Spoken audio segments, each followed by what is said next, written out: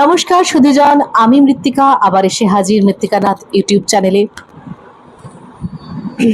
বামেদের opinion pole, বামেদের যে ওপিনিয়ন পোল সেখানে তারা তৃণমূলকে দিয়েছে অল ইন্ডিয়া তৃণমূল কংগ্রেস। দেখুন, এটিসি শুধু তৃণমূল কংগ্রেস না, অল ইন্ডিয়া তৃণমূল কংগ্রেস, তাদেরকে তারা দিয়েছে 139, বামেদেরকে নিজেদেরকে দিয়েছে 78 আর বিজেপিকে দিয়েছে 75, 75। আমি আজকে বামেদের করা এই ওপিনিয়ন পোলটি বিশ্লেষণ করব। তৃণমূল কংগ্রেসকে অল ইন্ডিয়া তৃণমূল কংগ্রেস তারা বলছে, তারা কতটা তৃণমূল কংগ্রেসকে সম্মান করে। এই সম্মান দেখে ভালো লাগছে, ভীষণ ভালো লাগছে। বিরোধী দলের প্রতি এই সম্মান, এই সৌজন্য বিরল, বামেদের দেখে শিখতে হয়। কিন্তু মজার বিষয়টি হলো তাদের নিজেদের করা ওপিনিয়ন পোলে তারা নিজেদেরকে রেখেছে সেকেন্ড পজিশনে। তাদের নিজেদের করা ওপিনিয়ন পোলে তারা নিজেদেরকে রেখেছে সেকেন্ড পজিশনে, আর তৃণমূলকে দিয়েছে ফার্স্ট পজিশন। মানে অবস্থাটা বুঝতে পারছেন যে তাদের নিজেদের করা যে ওপিনিয়ন পোল তাতেও তারা নিজেদেরকে 1 নম্বরে রাখেনি। তাহলে তারা ভোট চাইতে যায় কিসের জন্যে? বিরোধী দলনেতা হওয়ার জন্যে,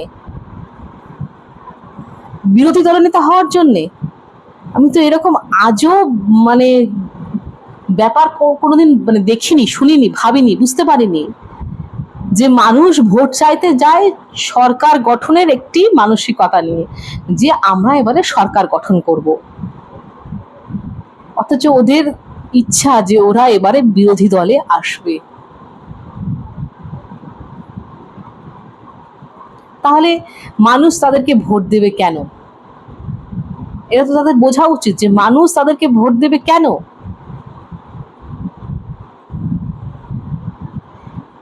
বিজেপিকে তারা দিয়েছে 75,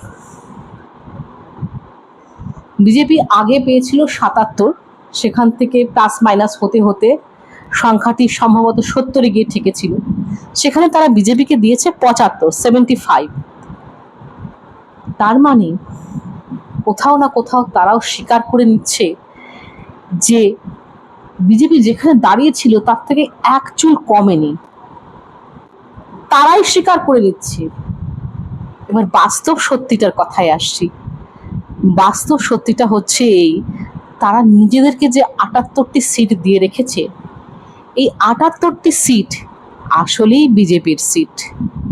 তাহলে 75 আর 78 যোগ করলে সংখ্যাটা দাঁড়ায় 75, 75, 150, আরো 3 হচ্ছে 153, সংখ্যাটা দাঁড়ায় 153, আর ম্যাজিক ফিগার 147।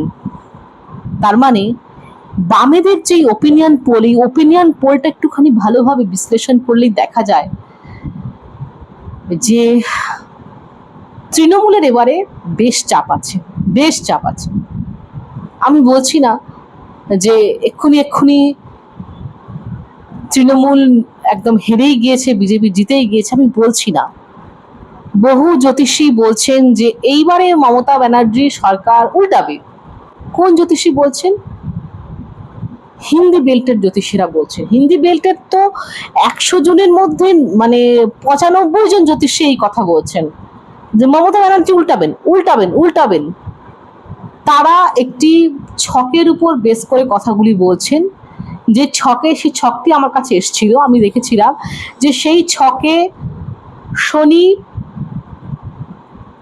এক্সল্টেড হয়ে তুলা রাশিতে অবস্থান করছে, এবং শনি এখানে বর্গোত্তম, কারণ শনি দিগ্বল প্রাপ্ত হয়েছে এবং শনি এখানে এক্সল্টেড, খুব পাওয়ারফুল স্যাটার্ন, যে ছকটি আমার কাছে এসেছিল।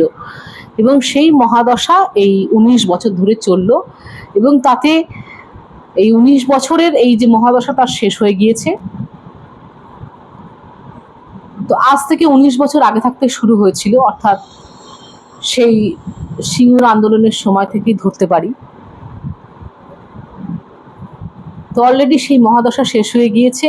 তো সুতরাং মমতা ব্যানার্জির এবারে বেশ চাপ আছে। সমস্ত হিন্দি ভাষী যারা জ্যোতিষী আছেন তারাই কথা বলছেন। কিন্তু এখানে আমার প্রশ্ন আছে যে তারা কি করে জানলেন যে ওটি সঠিক জন্ম সময়, জন্ম তারিখ, জন্মস্থান? ওনার বয়স নিয়ার অ্যাবাউট 70 প্লাস মাইনাস কিছু একটা হবে।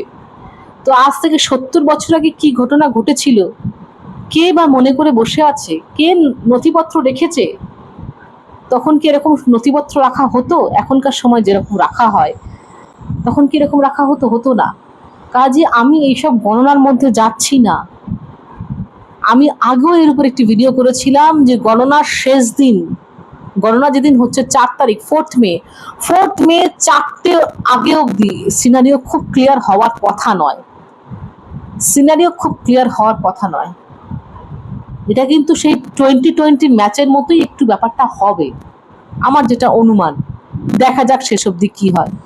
তারপরেও বলছি যে বামেদের আজকে যে ওপিনিয়ন পোলটা দেখলাম, এখানে কিন্তু আসলে বামেরা বকলমে স্বীকার করে নিচ্ছে যে বিজেপি ক্ষমতায় আসতে চলেছে।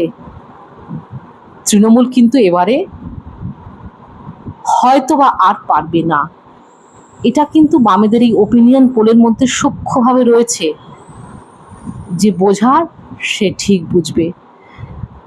তো বন্ধুরা, এই ছিল আমার আজকের ভিডিওটি কেমন লাগলো আপনারা অবশ্যই কমেন্ট করে জানাবেন। যারা এখনো চ্যানেলটি সাবস্ক্রাইব করেননি তারা চ্যানেলটি সাবস্ক্রাইব করবেন, ভিডিওতে লাইক তো অবশ্যই দেবেন, এবং যদি সবার সাথে ভাগ করে নিতে চান তাহলে ভিডিওটি প্রচুর প্রচুর প্রচুর পরিমাণে শেয়ার করবেন। ভালো থাকবেন সবাই, খুব ভালো থাকবেন। নমস্কার।